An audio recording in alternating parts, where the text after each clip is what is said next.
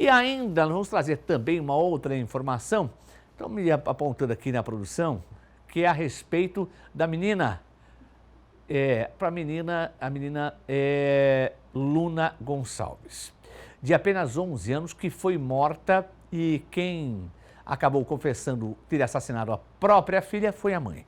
Então vamos trazer aqui detalhes sobre esse assunto no nosso Tribuna do Povo, a 1h27. Nós temos já a reportagem pronta, feita pela Dani ontem em Timbó, e nós temos outros detalhes que vão também ser acrescentados neste VT. Gente, eu até agora, e muita gente até agora não acredita, de tamanha brutalidade, tem muito mais situação que pode ter acontecido nesse caso do assassinato da menina de apenas 11 anos de idade. Uma menina que, inclusive, quando ia para a escola em pleno verão, imagine o senhor e a senhora, ela ia com roupa, com um casaco. Ela ia com um casaco. Essa menina aqui, ó, tá na tela.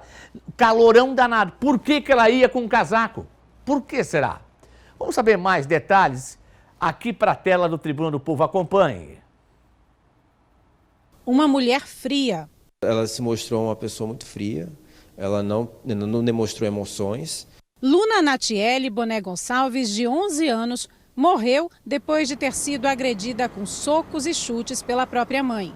Em depoimento, Tânia Cristina da Silva Boné, de 26 anos, confessou o crime e disse que matou a filha porque não queria que ela namorasse. Ela tomou a iniciativa de falar a partir do momento em que ela percebeu que o padrasto, estava com a prisão temporária decretada. Tudo aconteceu no dia 13 de abril, dentro da casa onde a mãe e a filha moravam com o padrasto. Segundo a polícia, Tânia e Fabiano, de 41 anos, só acionaram o socorro 4 horas depois da morte da menina. Luna chegou a ser levada para este hospital, mas já estava sem vida. Atendentes do Corpo de Bombeiros, os médicos plantonistas, informaram que poderia ser verificado o óbito já de início, já no visual, né? A médica informou que o corpo já estava resfriado, que tinham diversos sinais de que o óbito havia ocorrido há 3 ou 4 horas. E no momento em que eu compareci no exame necroscópico, juntamente com o Dr. Jonas, da Polícia Científica, verifiquei que a criança apresentava lesões da cabeça aos pés. Então, uma variedade enorme de lesões que tornou muito difícil sustentar que ela havia caído de uma escada. A médica que atendeu a criança notou possíveis sinais de violência sexual e a polícia foi acionada. No primeiro depoimento, Tânia contou para a polícia que Luna teria caído de uma escada ao tentar resgatar um gato. E o que acontece? A mãe, nesses primeiros depoimentos, falou que essa criança havia saído de casa para comprar um pão, teria ido até uma panificadora e no retorno ela percebeu que a filha supostamente haveria tido uma relação sexual e por conta disso ela teria agredido a filha com chutes e pontapés e somente depois ela teria acionado o Corpo de Bombeiros. Só que aí a história é bem mais complicada. Ali dentro, uma família que nunca saía, vizinhos que nunca viu essas crianças, porque além da Luna tem uma outra criancinha de 6 anos de idade e também um bebezinho de 9 meses. Vizinhos nunca nem teriam visto a mãe da Luna gestante e sequer sabiam que ela havia dado à luz a essa pequena criança. Só que o que acontecia ali dentro realmente ainda é um mistério e está sendo investigado pela polícia. Mas os primeiros depoimentos eles afirmam, o padrasto e a mãe da Luna, que essa criança teria subido uma escada. Todo mundo achou que a escada era essa, deve ter 2, 3 degraus, para alimentar um gato e que teria caído de lá, ocasionando essa série de lesões no corpo da Luna. Mas não, segundo o delegado, existe uma escada mais alta no fundo da casa que dá acesso a um terraço em desuso. Só que ainda assim, nem essa altura justificaria essas lesões no corpo da criança. É uma escada de mais ou menos 3 metros no total, só que ela não tem a condição de levar alguém a óbito, mesmo caindo de cabeça daquela forma.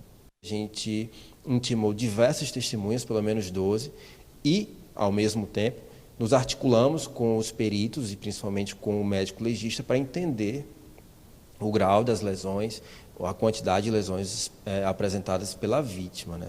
E a partir daí nós chegamos rapidamente à conclusão de que a história contada inicialmente pelos genitores, que seria uma queda de escada, seria completamente incompatível com as provas já produzidas na investigação. A polícia desconfiou da história contada.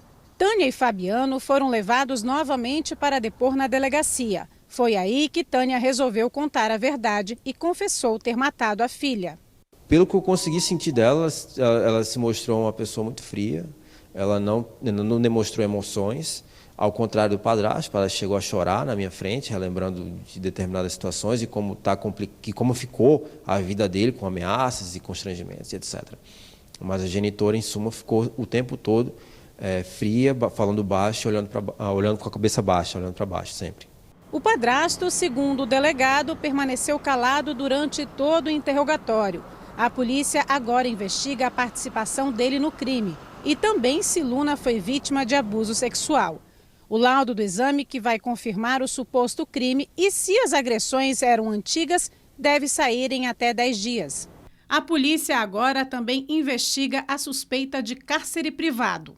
Em seu discurso, a própria genitora afirmou que ela tinha vontade de ficar em casa com as crianças. Ela não tinha vontade de sair no supermercado, não tinha vontade de sair para um lazer, etc., dizendo ela que tem síndrome do pânico.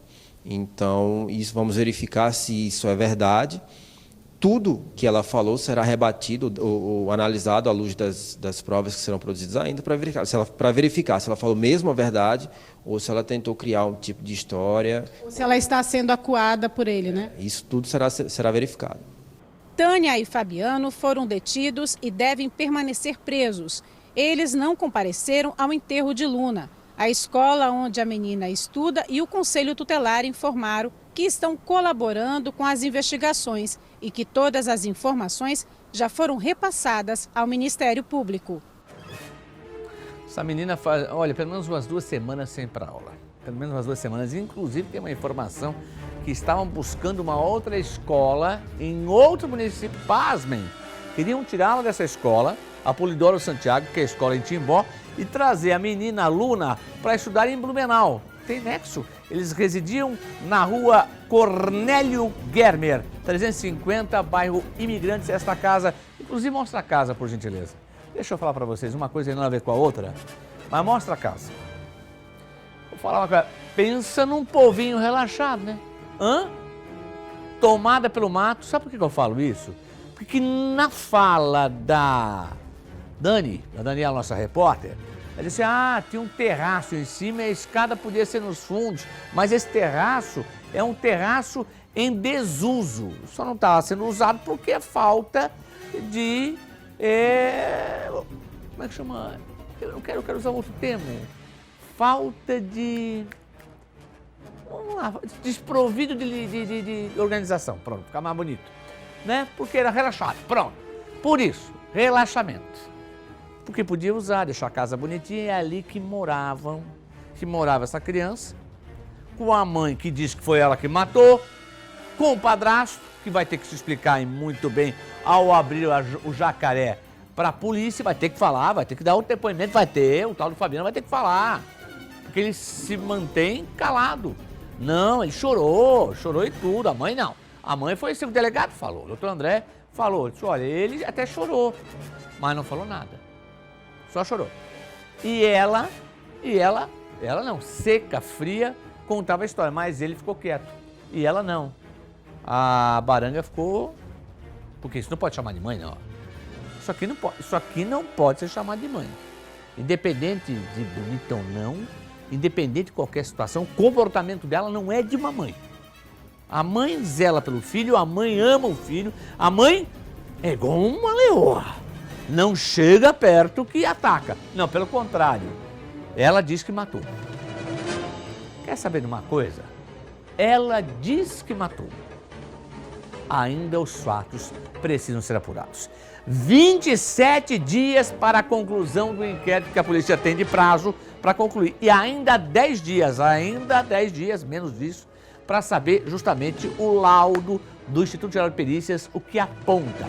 Se houve abuso sexual da menina de 11 anos, tira da tela, tira. Está na Canhanduba, em Itajaí. Pode tirar essa mulher da tela. Na Canhanduba, deixa essa imagem desse anjo que sofreu na mão desta mãe, não é? E também outras situações mais que estão sendo apuradas, de cárcere privado naquela casa muito mal conservada, em estado de abandono. Imagina o interior da casa como era.